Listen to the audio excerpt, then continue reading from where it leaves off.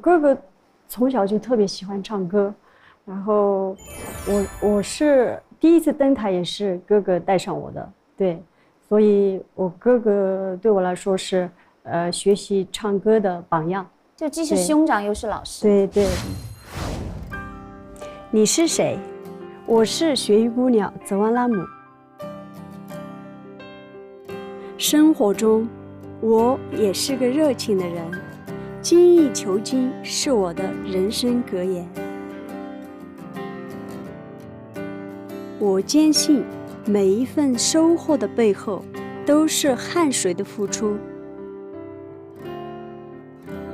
歌唱路上，安静是我的性格符号。音乐早已融入了我的血液。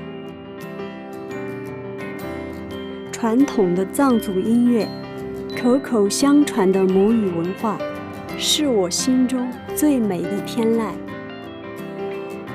你会唱歌吗？我最爱唱歌。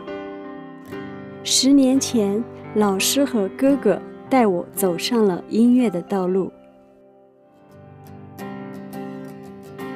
无论是对于传统的藏族民歌，还是新的时尚流行音乐，拉姆在音乐这条路上突破了很多限制，实现了他自己人生的音乐梦想。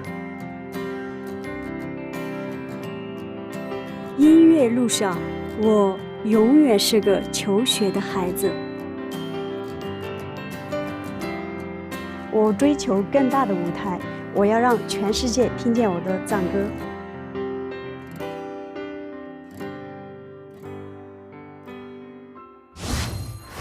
我认识他哥啊，是吗？唱的特别好。对。后来当公务员了，我觉得很可惜。他要是出来，可能没我的份儿。他一定是那个公务员里头最能唱歌的。真的唱的挺好的，可能是基因吧。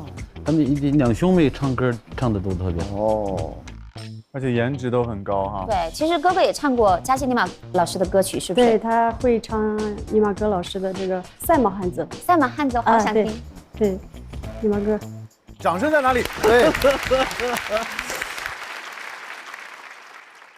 眼里燃烧着赤诚的向往，心中喷薄着飞跃的梦想，就这样子很激情、很摇滚的。哦，里边还加了 hiphop 说唱啊。哦，还没听够。那个这个你再往上说吧。说唱，来一个，还没听够，多一点。自己给自己挖坑了。来，节奏走上。这个很好听。噔噔噔。将霹雳弹就个梦寐，在通缉落重心吧，下到瓦弄不弄的，人的切动在动的，就这种感觉，很过瘾，是不是？对，潘老师很过瘾吧？说山歌王子不说唱的，你看。而且我刚第一次见他唱歌，他那时候10几岁。对，很小啊。所以拉姆今天要给大家带来的，我听说也是咱们团队创作的一首专门为你量身定做的歌曲。对对，平措尼啊，平措尼。那我也相当的期待啊。西藏的一个民歌改编的。啊，有民歌的改编。他们的这次编曲和配器都非常的新。哥哥应该在里面加入了很多的想法。对，这个都是哥哥帮我挑选的这个民歌，然后这个整个编曲上也是，主要还是哥哥花的心思，对。今晚，雪域姑娘泽旺拉姆将带来曲调欢快的圣地拉萨。